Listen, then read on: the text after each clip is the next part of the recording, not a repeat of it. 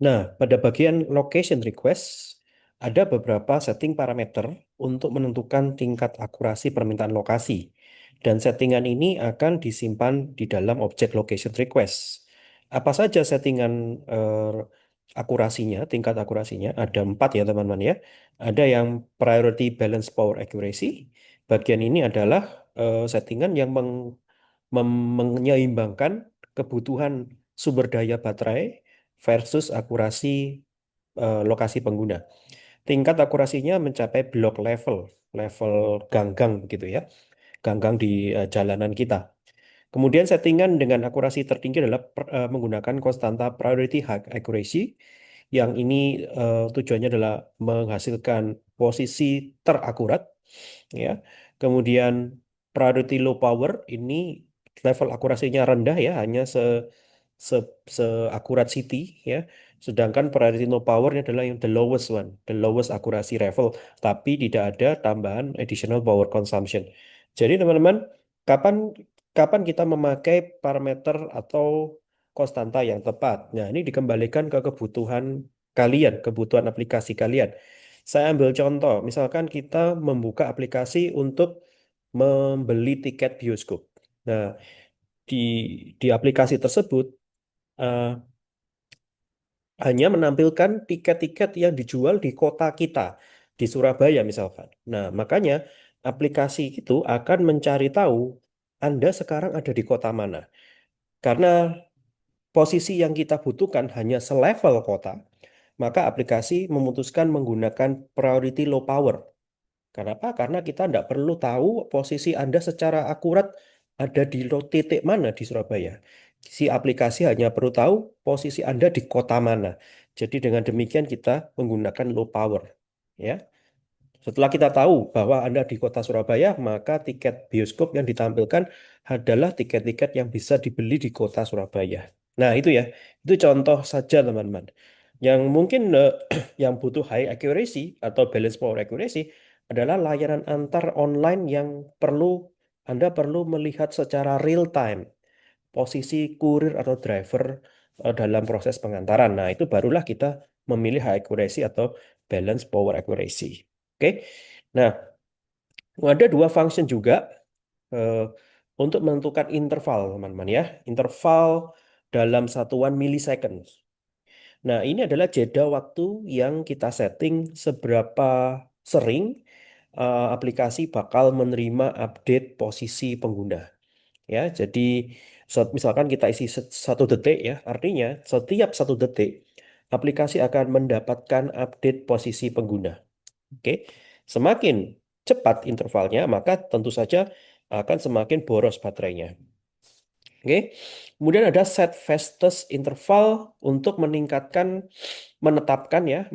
tingkat tercepat dalam milisecond di mana aplikasi dapat menangani pembaruan lokasi ini. Jadi kita melimit ya, memberikan memberikan boundary atau limit eh, jeda waktu tercepatnya berapa detik. Kenapa? Karena kalau tidak dijeda, ya, karena kalau waktunya tidak dijeda, maka ada kemungkinan aplikasi akan mengalami UI flicker atau data overflow ya, karena eh, terlalu cepat data yang ditangani ya, tidak sebanding dengan kecepatan UI kita dalam mendisplay data tersebut. Ya, jadi kita bisa cegah dengan set fastest interval. Nah, nanti kita lihat penjelasan di codingnya ya. Nah, kemudian untuk bahasan yang priority tadi kita gunakan set priority untuk menentukan prioritas tingkat akurasi pengambilan lokasi pengguna. Ya, di sini tadi ada 4, Anda bisa pilih salah satu settingan yang diinginkan. Nah, ini adalah codingan untuk men-setup object location request ya. Yaitu yang pertama adalah kita setup seberapa lama jeda interval ya, berapa waktu jeda interval pengambilan lokasi dalam satuan milisecond. Di situ tertulis 10.000 milisecond. Artinya kita mengharapkan setiap 10 detik aplikasi kita mendapatkan eh, posisi yang baru, longitude latitude yang baru ya. Nah, Kemudian kita bisa set priority-nya menggunakan high accuracy atau apapun bebas.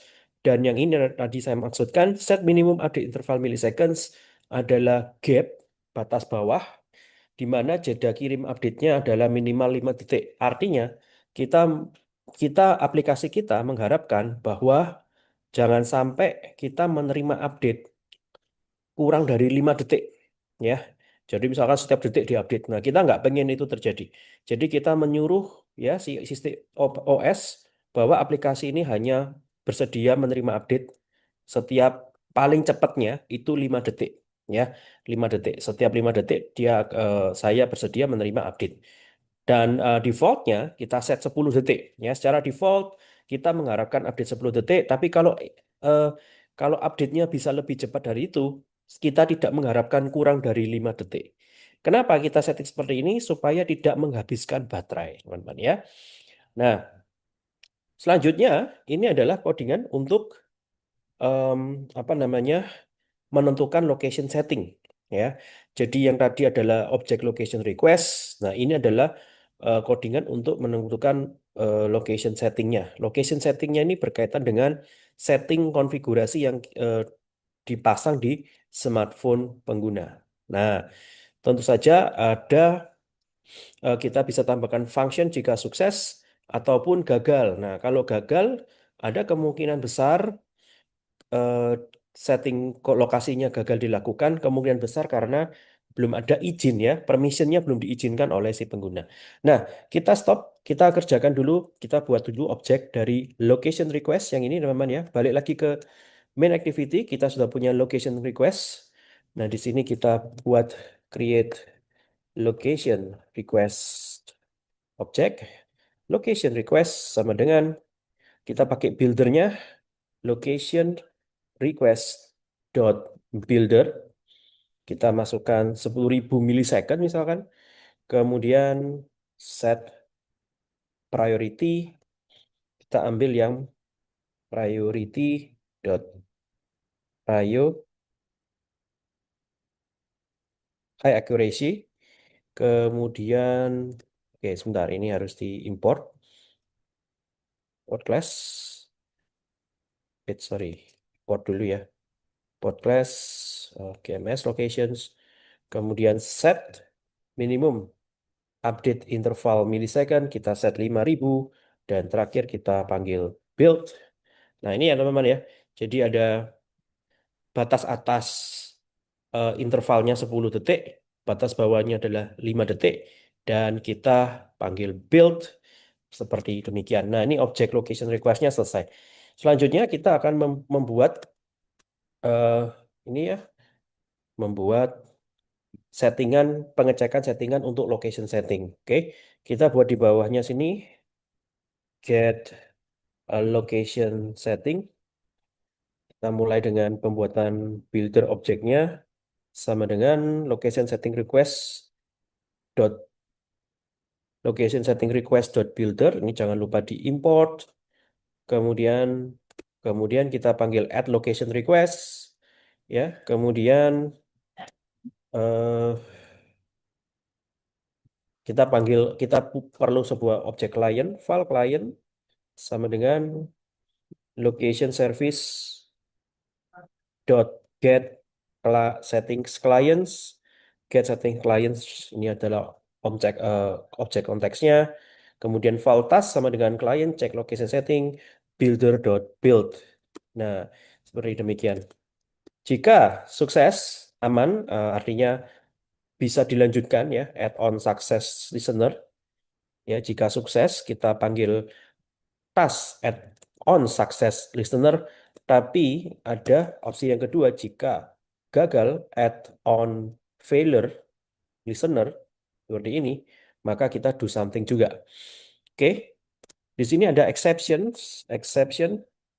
ya. Kemudian kita bisa cek if exception is resolve resolvable API exception, maka kita do something di sini. Kita lakukan try dan catch, teman-teman ya. Catch ini ya. Nah, try-nya adalah kita mau panggil start resolution for result, exception, start resolution for result. Di situ kita masukkan dis dan sebuah angka. Nah, angkanya ini angka bebas, yang penting unik. Nanti kita bahas lebih lanjut setelah habis ini. Kemudian kita catch em, dengan intent intent sender, send intent exceptions. Ini saya akan import dulu.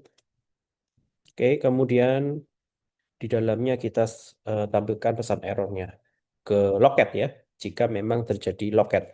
Jadi teman-teman seperti ini.